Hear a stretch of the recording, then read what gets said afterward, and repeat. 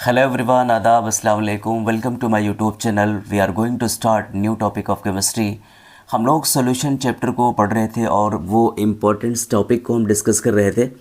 Important topics में हम लोगों ने कुछ ऐसे टॉपिक्स को भी डिस्कस किया है जो बेस्ड ऑन नोमेरिकल्स थ्योरीज थी, उन पे नोमेरिकल्स भी आएंगे। कल पॉसिबिलिटीज़ ये है कि कल हम लोग नोमेरिकल को भी सॉल्व करेंगे, पर आज हम लास्ट जो टॉपिक है हमारा हिमांक में अवनमन या हिमांक का अवनमन हमें करना है, वो हम डिस्कस करने के बाद वांठाफ एक छोटा सा टॉपिक है, वांठाफ गुणांक, जो कि अक्सर पूछ लिया जाता है, एज ए थ्योरेटिकल पूछ लिया जाता है। तो हम आज स्टडी कर रहे हैं, चलिए फिर स्टडी करते हैं हम लोग हिमांक में अवनमन को। इससे पहले कि हम लोगों ने हिमांक अवनमन से पहले क्वथनांक उन्नयन को पढ़ा था, एलिवेशन ऑफ बॉइलिंग पॉइंट को स्टडी किया था। एलिवेशन ऑफ बॉइलिंग पॉइंट्स में हम लोगों ने देखा था कि वहाँ पर जब हम नॉन वोलेटाइल सोल्यूट को उसमें डिज़ोल्व करते हैं सॉल्वेंट में या प्योर सॉल्वेंट में डिज़ोल्व करते हैं, तो उसका वेपर प्रेशर, सॉल्यूशन का वेपर प्रेशर कम हो जाता है, लेस हो जाता है, जिसकी वजह से हमें टेम्परेचर ज़्यादा देना पड़ता है उसको बॉइलिंग पॉइंट तक लाने तक, यानी उसको वायुमंडलीय दाब तक लाने तक। उससे हम अब जब यहाँ डिस्कस कर रहे हैं, पहले हम हेडिंग डालते हैं हिमांक का अवनमन। हिमांक का अवनमन, depression of freezing point, freezing point. दोनों लैंग्वेजेस में हमने लिखे हैं, हिंदी इंग्लिश और दोनों में लिखा है। अब चूँकि पहले हम उसको डिस्कस कर लेते हैं, थोड़ा सा हमें इसको रिकैप करते हैं। जहाँ पर हमने देखा था कि एक ये द्रव का वाष्प दाब था, द्रव का वाष्प दाब, और यहाँ पर वायुमंडलीय दाब हमने लिया था। ये था आपका वायुमंडलीय दाब था, जिसको हम एनवायरमेंटल प्रेशर कहते हैं। इसको हम कहते हैं, ये शुद्ध विलायक जो था उसका वाष्प दाब है। क्वथनांक क्या होता है? क्वथनांक वह तापमान होता है जिस पर किसी द्रव का या विलायक का वाष्प दाब वायुमंडलीय दाब के बराबर हो जाता है, वो तापमान क्या कहलाता है? क्वथनांक कहलाता है। ये डेफिनेशन उसकी है।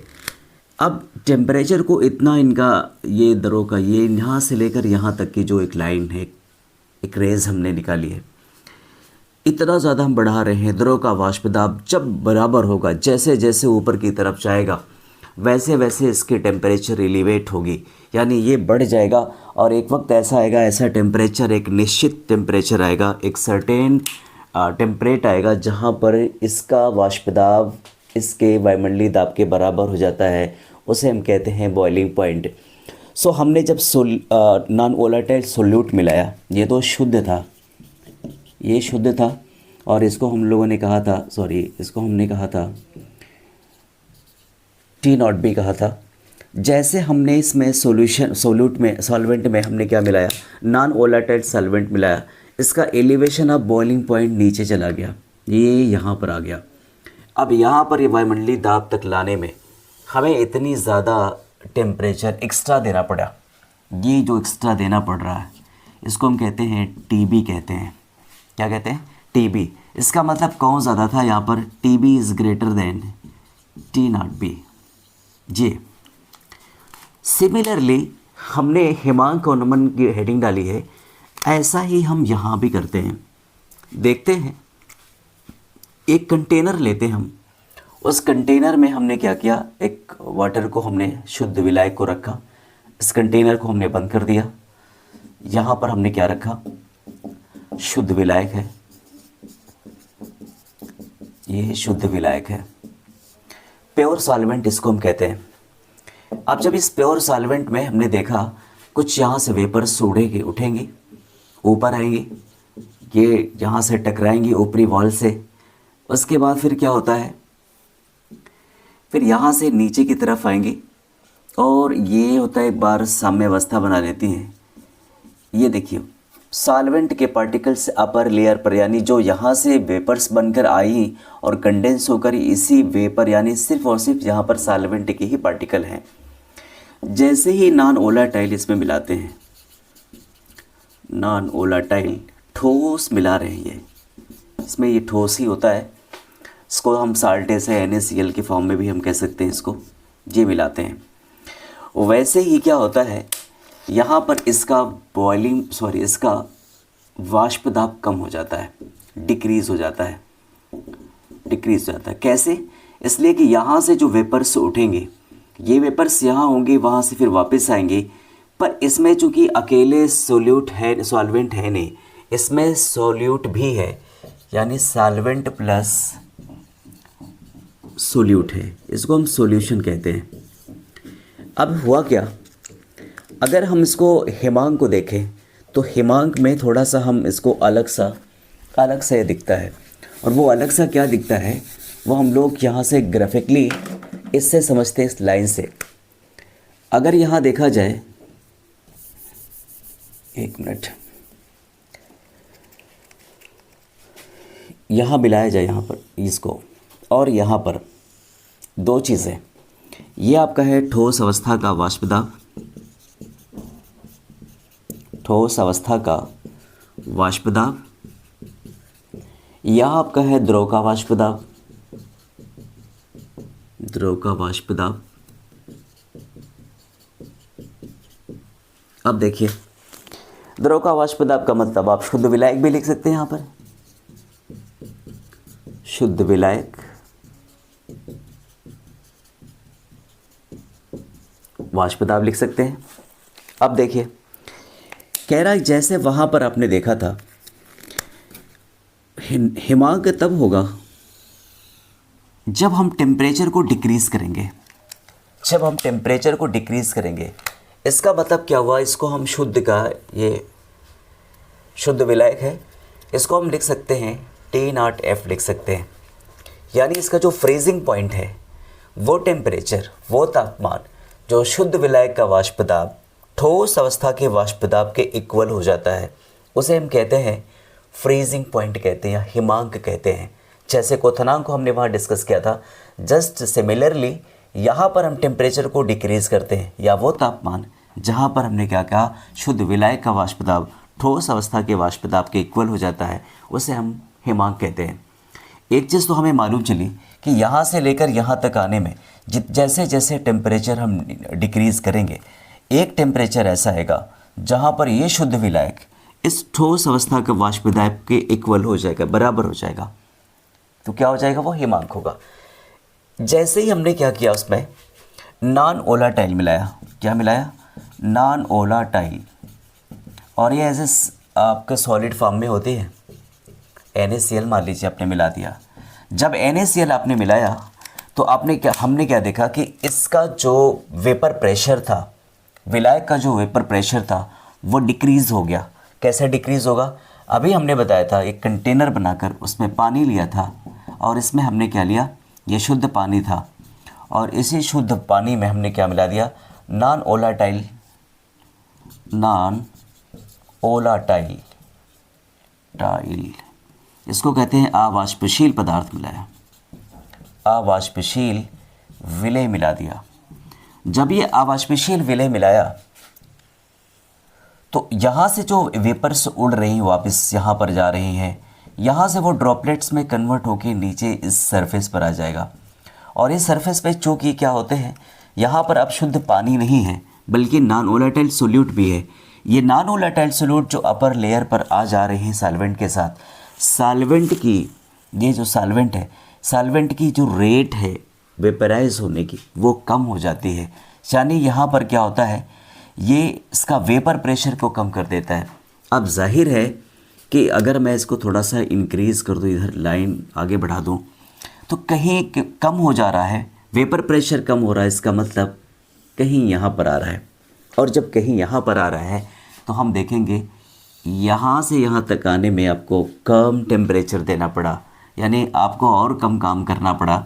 इसको हम कहते हैं, ये है आपका सॉल्यूशन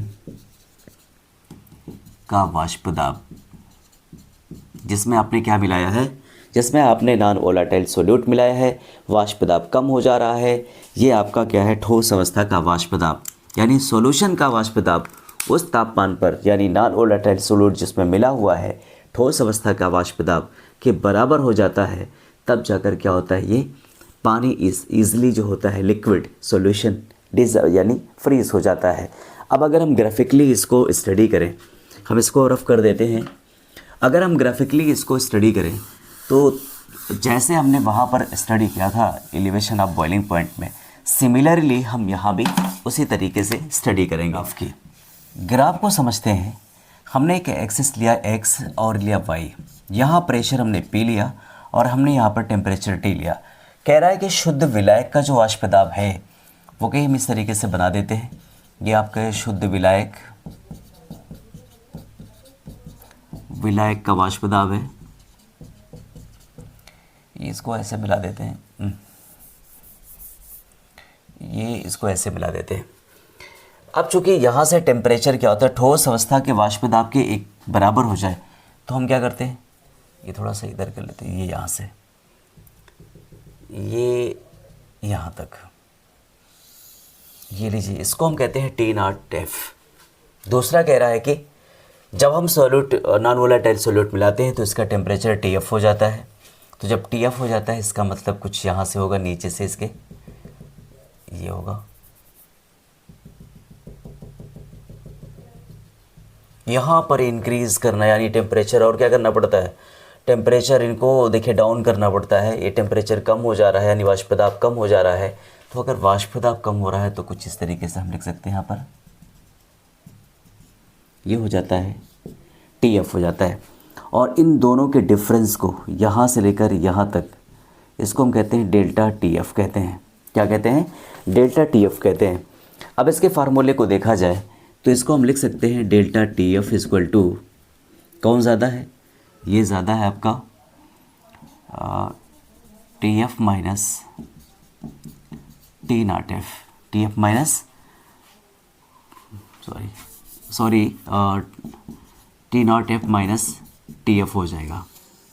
क्यों, चूँकि यहाँ पर इसका प्रेशर देखिए, अगर आप देख रहे हैं तो यहाँ पर ये इसके ग्राफिकली हमें समझ में आता है कि शुद्ध विलायक का जो वाष्प दाब है वो और यहाँ से ज़्यादा आपको दूरी तय कर रहा है, ये ज़्यादा दूरी तय कर रहा है यहाँ पर, यहाँ से लेकर यहाँ तक। पर TF जब उसमें नॉन वोलेटाइल सोल्यूट मिलाया तो उसका जो दूरी है वो तय कर रहा है, उससे कम कर रहा है। इसका मतलब जो दोनों का डिफरेंस होगा वो T0F माइनस TF से होगा। ठीक, अब इसके बाद हम इसको देखते हैं। अगर हम इसको लिखें डेल्टा TF इक्वल टू या proportional delta TF proportional M के होता है। M जहाँ पर मोलैलिटी होती है, M को हम मोलैलिटी से डिफाइन करते हैं। मोलैलिटी क्या होती है, मोलैलिटी क्या होती है, number of mole of solute in 1 kilogram, जो सॉल्वेंट होता है 1 किलोग्राम, यानी उसकी जो मेज़रमेंट होगी 1 किलोग्राम में होगी। तो इसको हम लिख सकते हैं delta TF equal to KFM। KFM जो होता है वो आपका कांस्टेंट होता है, यानी फ्रीजिंग, डिप्रेशन ऑफ फ्रीजिंग,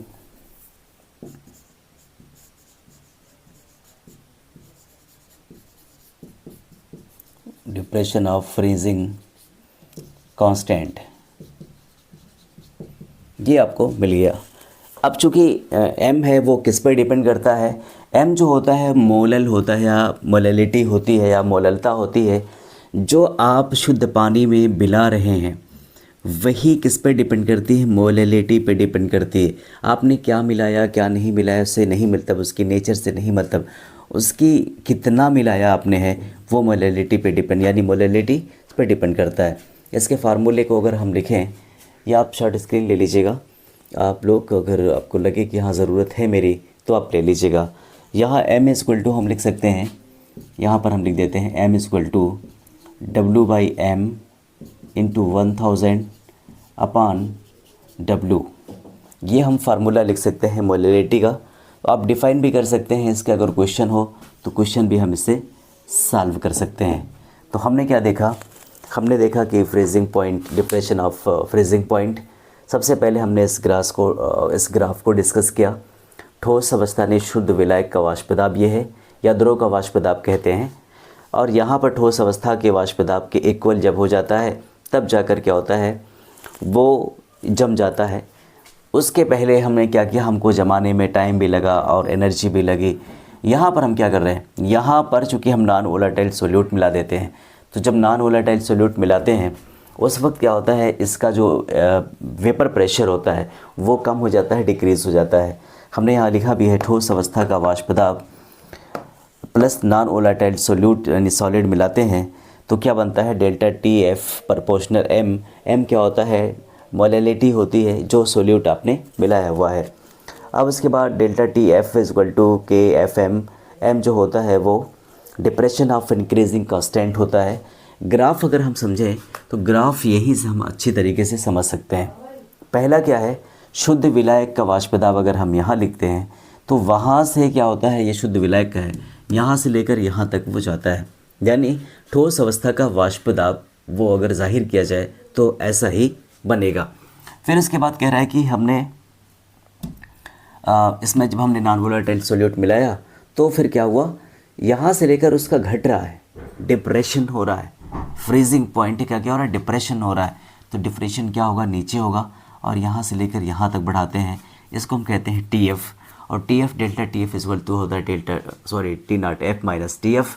उसके बाद हम मोलैलिटी को यहाँ पर डिस्कस करते हैं। मोलैलिटी इक्वल टू होता है डब्ल्यू बाई एम, जहाँ पर एम जो होता है, डब्ल्यू जो होता है स्मॉल डब्ल्यू, जहाँ पर स्मॉल डब्ल्यू क्या होगा, स्मॉल डब्ल्यू सोल्यूट का भार,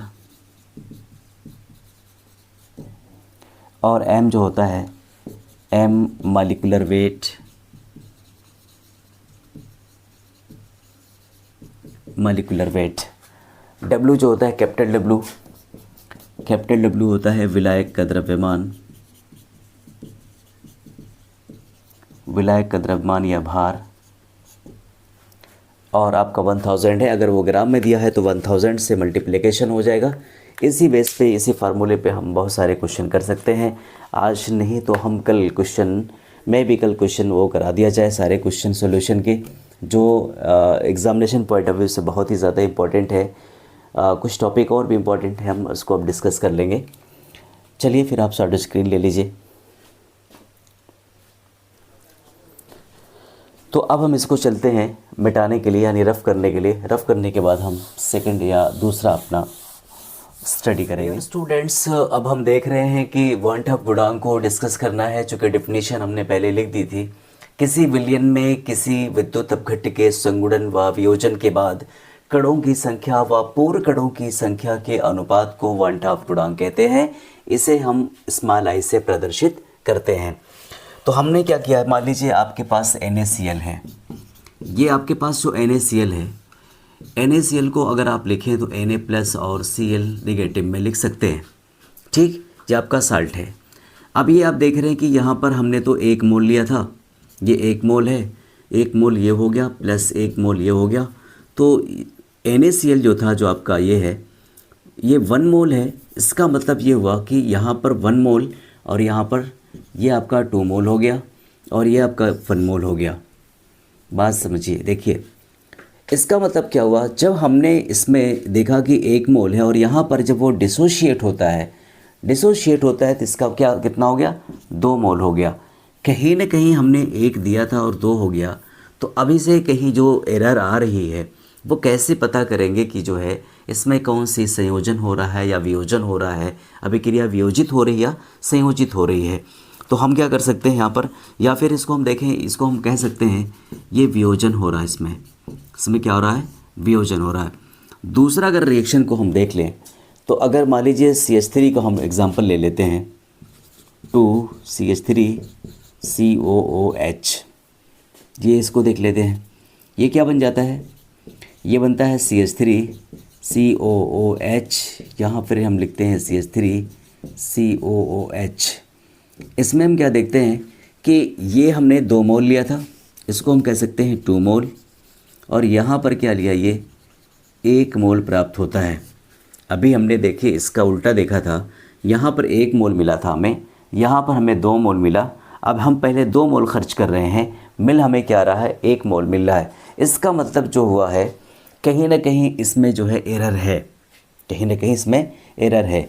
ये हो रहा है एसोसिएट हो रहा है, क्या हो रहा है, एसोसिएटेड हो रहा है, यानी संयोजित होता है। इसमें वियोजन होता है, इसमें संयोजन होता है। क्या होता है, संयोजन होता है। एक मिनट, संयोजन होता है। तो हमने दो चीज़ को डिस्कस किया। ऐसे बहुत सारे आपके टॉपिक्स में रिएक्शन है, उन टॉपिक को हम ऐसे ही डिस्कस कर लेते हैं।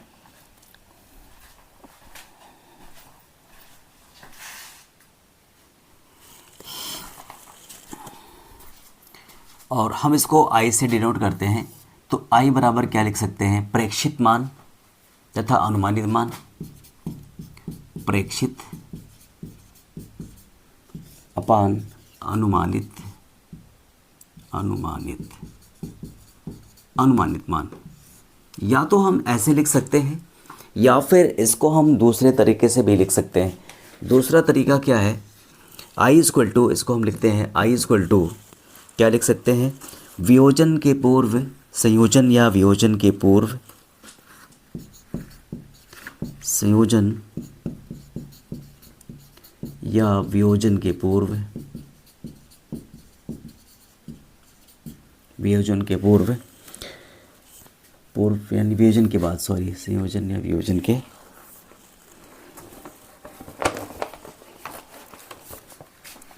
के बाद होगा। और यहाँ पर क्या है, संयोजन वियोजन के पहले, संयोजन वियोजन के पहले। ये हम लिख सकते हैं क्वेश्चन को, सॉरी इस डेफिनेशन को या फिर इसके फार्मूले को हम ऐसे ही लिख सकते हैं।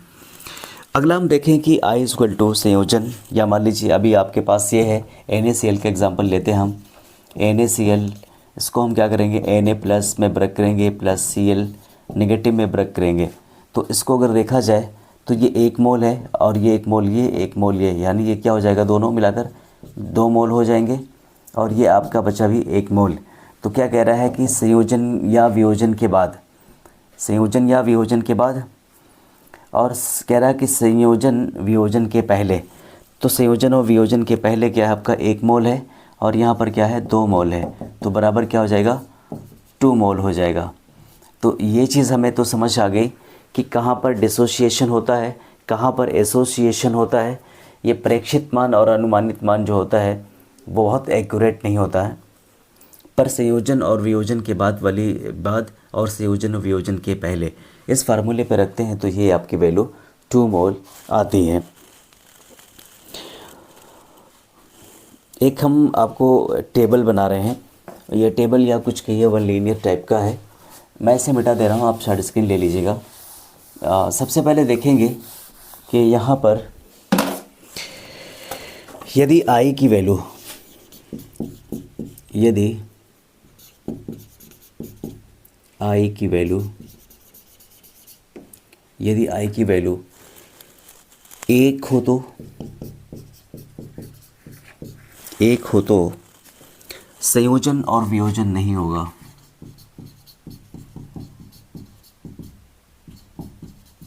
संयोजन या वियोजन नहीं होगा। एक चीज़, यदि आई की वैल्यू 1 के बराबर हो तो संयोजन या वियोजन नहीं होगा। नेक्स्ट, यदि आई की वैल्यू बड़ी है, यदि आई इज़ ग्रेटर देन 1 तो हमें क्या करना होगा, तो ये वियोजन होगा। क्या होगा, वियोजन होगा।